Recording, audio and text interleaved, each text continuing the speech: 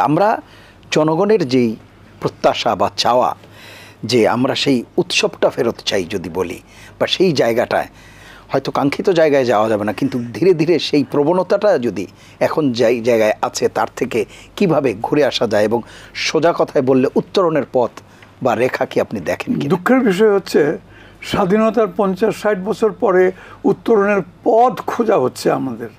ছি ছি ছি, লজ্জার ব্যাপার। কারণ এই দেশ তো টেবিলে বসে তো দস্তখত করে তো স্বাধীন হয় নাই। 30 লক্ষ শহীদের রক্তে এই দেশ স্বাধীন হয়েছে, এবং সেখানেই লিখে দিয়ে গেছে কে কারা কিভাবে দেশ শাসন করবে, কাদের জন্য করবে। এই দেশ কাদের? এই দেশ কতিপয় স্বার্থান্বেষী লোকের নয়, যারা আঙ্গুল ফুলে কলা গাছ ফুলে বট গাছ হয়েছে বা হচ্ছে, তাদের জন্য নয়। এই দেশ হচ্ছে দেশের সাধারণ মানুষ। একজন রাস্তার অন্ধ খঞ্জ ফকির যে আছে তারও একটা ভোট, আর যিনি 5,000 কোটি টাকার মালিক হইয়া ব্যাংক চুরি করতেছেন, এই করছেন সেই করছেন, তারও একটা ভোট। তাহলে পরে ওই যে লোকগুলা যে এক সমতলে, কই সেটা তো কোনো দিন আজ 50-55 বছরেও আমরা এটা এক সমতলে আনতে পারি নাই। তাদের প্রত্যাশা আপনারা আমাকে মন্ত্রী বানাবেন না, একটা সাধারণ লোকের কথা বলছি, আপনারা আমাকে একটা বাড়ি দিয়ে দেন গুলশানে, বনানীতে ইত্যাদিতে, বাড়িধারাতে, সেটাও আমি চাই না। আপনারা অন্তত আমাকে ন্যায় বিচারটুকু, এবং এই ন্যায় বিচারের একটা প্রধান অনুষঙ্গ হলো যে শাসন ব্যবস্থাটা হবে জনসাধারণের মত নিয়ে, জনগণের মত, জনগণ যেটা চায়।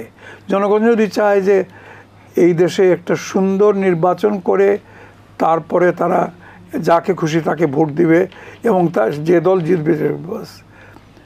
কিন্তু তা না করে আপনারা এটাকে যেমন খুশি তেমনভাবে চালাবেন, তা তো হয় না। এটা একটা জাতীয় লজ্জা হয়ে দাঁড়িয়েছে এখন। এটা একটা জাতীয় লজ্জা।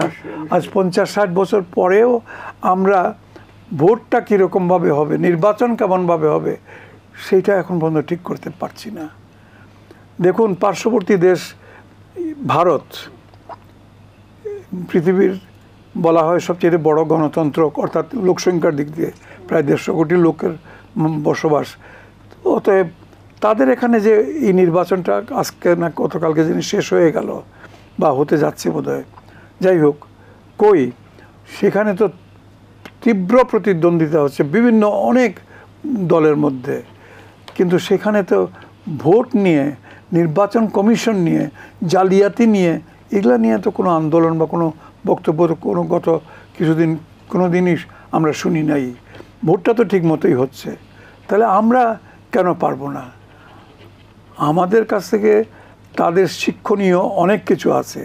কিভাবে একটা অনাহার ক্লিষ্ট দেশ 1971 যখন স্বাধীন হলো দেশ, তারপরে থেকে একটা দেশ কিভাবে এখন মাশাআল্লাহ জাগতিক উন্নয়নের দিকে, আর্থিক উন্নয়ন, অর্থনৈতিক উন্নয়নের দিকে, অবকাঠামোগত উন্নতির দিকে কীরকম করে শিখরের দিকে চলে যাচ্ছে, সেটা কিন্তু ভারত আজকে এত বছর 70-80 বছর তাদের স্বাধীনতা তারা পারে নাই।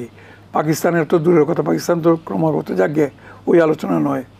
তাহলে আমরা এই সামান্য জিনিসটা কেন পারি না?